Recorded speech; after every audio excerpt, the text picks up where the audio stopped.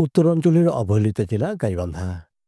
এই জনপদে ২৭ লাখ মানুষের বসবাস। অথচ চিকিৎসা সুবিধা খুবই নগণ্য। জেলার বড় হাসপাতাল বলতে আছে মাত্র একটি জেলা সদর হাসপাতাল, যার ধারণ ক্ষমতা মাত্র ২০০ শয্যা। একদিকে দারিদ্র্যপীড়িত এলাকা, অন্যদিকে পর্যাপ্ত চিকিৎসা সেবার অভাব। এই দুইয়ের মাঝে পিষে যাচ্ছে গাইবান্ধার সাধারণ মানুষ। তাই চীনের সহযোগিতায় উত্তরাঞ্চলে নির্মাণের জন্য প্রস্তাবিত ১,০০০ শয্যার হাসপাতালটি যেন গাইবান্ধায় স্থাপন করা হয়, তা এখন সময়ের দাবি হয়ে উঠেছে। চীন বাংলাদেশের সম্পর্কের ৫০ বছর পূর্তি উপলক্ষে চীন বাংলাদেশকে ৩টি হাসপাতাল উপহার দেবেন। এর একটি উত্তরাঞ্চলে নির্মাণের জন্য প্রস্তাবিত করা হয়েছে। এই প্রেক্ষাপটে আশার আলো নিয়ে আসছে একটি সম্ভাবনা। চীনের সহযোগিতায় উত্তরাঞ্চলে নির্মাণের জন্য প্রস্তাবিত ১,০০০ শয্যার একটি আধুনিক হাসপাতাল। এই হাসপাতাল যদি গাইবান্ধায় স্থাপিত হয়, তাহলে চিকিৎসা সেবার ক্ষেত্রে হবে এক বিপ্লব। একটি আধুনিক ও সুসজ্জিত হাসপাতাল বদলে দিতে পারে গাইবান্ধাবাসীর ভবিষ্যৎ। স্থানীয় মানুষের প্রত্যাশা, এই হাসপাতাল যেন গাইবান্ধায় স্থাপিত হয়।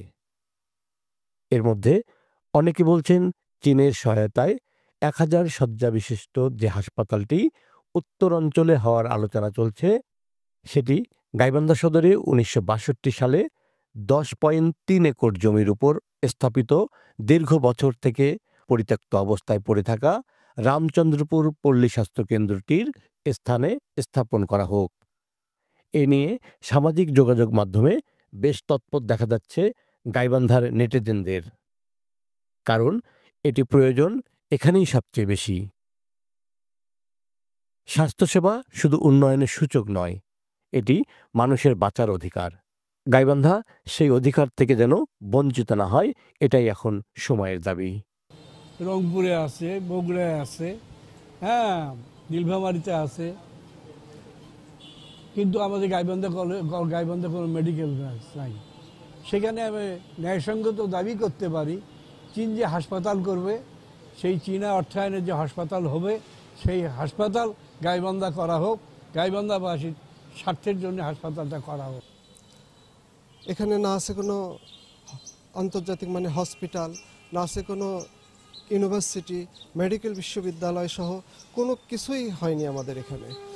তো আমরা চাই যে অন্তত ২৫ লক্ষ মানুষের এই জেলায়, স্বাস্থ্যসেবা বঞ্চিত এই গাইবান্ধা জেলায় একটি উন্নত মানের হসপিটালের যদি এখানে একটা হাসপাতাল করা যায়, বিশেষ করে বৃহত্তর রাজশাহী ডিভিশন, যেটা ১৬টা জেলা নিয়ে, এটা তো রাজশাহী ছিল, এখন ২টা বিভাগ হয়েছে, রংপুর এবং রাজশাহী বিভাগ। এই 16টা জেলার মাঝখানটা হলো গাইবান্ধা। এখানে যদি আমরা পলাশবাড়ি বা গাইবান্ধা সদরে বা গাইবান্ধা জেলায় হেডকোয়ার্টার করতে পারি, তাহলে এই বৃহত্তর রাজশাহী জেলার উত্তরবঙ্গের মানুষগুলো এখানে সেবা পাবে, চিকিৎসা সেবা। জেলা প্রশাসক বলছেন, হাসপাতালের চাহিদার বিষয়টি আমরা ঊর্ধ্বতন কর্তৃপক্ষের কাছে জানিয়েছি।